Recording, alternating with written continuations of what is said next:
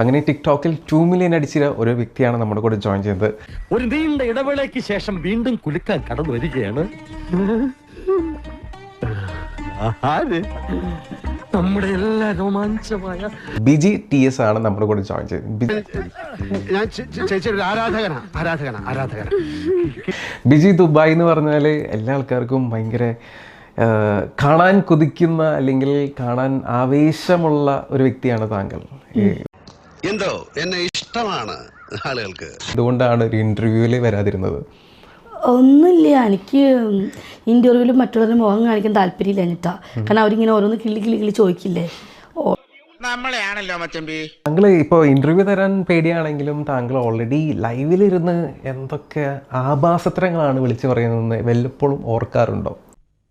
അതൊക്കെ ഗോപാലകൃഷ്ണൻ ഒരു നമ്പർ അല്ലേ? എനിക്ക് എൻ്റെ ബിസിനസ് കയറാൻ മാത്രം വേണ്ടിയിട്ടാണ്. എന്താണ് ബിസിനസ്? എന്താണ് ബിജിയുടെ ബിസിനസ്?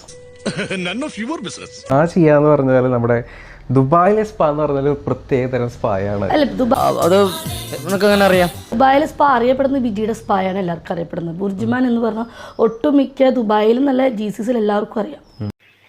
ഞാൻ ആരാണെന്ന് ഈ നാട്ടിലെ പട്ടിക്കും പൂച്ചയ്ക്കും വരെ അറിയാം. തായ്ലൻഡ് ചെന്ന് കഴിഞ്ഞാൽ സ്പാ ചെയ്യുന്നത് എന്തിനാന്നുള്ള എല്ലാവർക്കും കൊച്ചുകുട്ടികൾക്ക് പോലും അറിയാം. ചിരിക്കാനുള്ളത് ഓസിന് കുടിക്കാനാണ് താല്പര്യം. ഓസിന് കുടിക്കാനൊന്നുമല്ല, എനിക്ക് ഇഷ്ടത്തോടെ കൊണ്ടുവന്നിരുന്നു.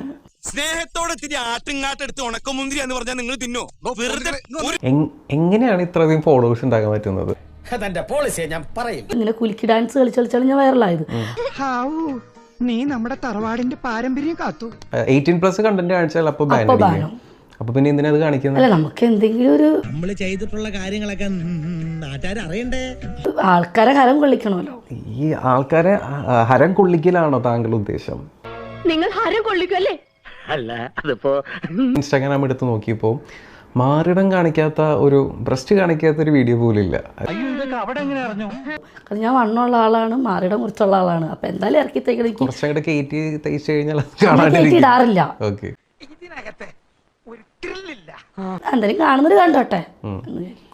നല്ല മനസ്സാ. നോർമലി നമ്മുടെ മലയാളം ലാംഗ്വേജിൽ പറയുകയാണെങ്കിൽ കളി കിട്ടു, കളിക്കാൻ എത്രയാണ്, നീ ഒരു പരവടിയല്ലേ എന്നൊക്കെ പറയുന്ന ബാഡ് കമന്റ്സ് വരുന്നുണ്ട്. എന്റെ കർത്താവ് ഈശോ മിശിഹായേ, ഈ കുരുത്തം കെട്ടോ 7-ാം പ്രമാണം തെറ്റിക്കാൻ തുടങ്ങിയല്ലോ. താങ്കൾ ശരിക്കും റിയൽ ലൈഫിൽ ഒരു സെക്സ് വർക്കർ ആണോ, പ്രോസ്റ്റിറ്റ്യൂട്ട് ആണോ?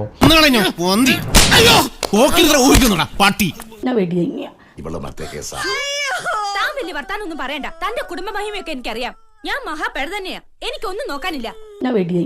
എനിക്ക് എന്ത് ചെയ്യാൻ പറ്റും? 10 വട്ടം ഒരാൾ വെടി വിളിച്ച് നമ്മൾ പിന്നെ അങ്ങനെ തന്നെ പറയൂ, ആണെന്ന് തന്നെ പറയും. ഒടുവിൽ കുറ്റസമ്മതം നടത്തി അല്ലേ? ചെറുതായിട്ട് കുറച്ചൊക്കെ കാണിക്കുന്നുണ്ട്, കുറച്ച് എക്സ്പോസ് ചെയ്തിട്ട് കാണിക്കുന്നുണ്ട്.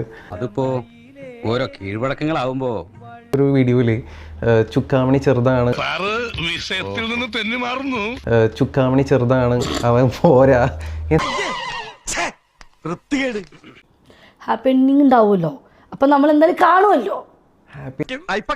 അല്ലെങ്കിൽ പിള്ളേച്ചൻ നുണ പറയുന്നതായിരിക്കും. അതായത് ഒരു കൂട്ടിക്കൊടുപ്പ്.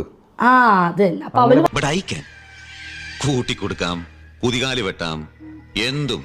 എനിക്ക് മനസ്സിലാവുന്നില്ല, ഇങ്ങനെ കൊണ്ടിട്ടു പീഡനായിരുന്നോ അതോ ഇല്ല. നീ എന്തൊക്കെ ഉണ്ടായി പറയണ പന്നി? താങ്കൾ ഇഷ്ടത്തോടെയാണ് ചെയ്തത്? അപ്പോ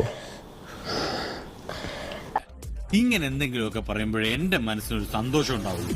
ഞാൻ എന്റെ സന്തോഷം നോക്കിയാ പോരെ. ഞാൻ പോയി വരട്ടെ മക്കളെ. 2-ാം തീയതി വരാം. ഏത് മാസം? എല്ലാ മാസവും 2-ാം തീയതി ഉണ്ടല്ലോ.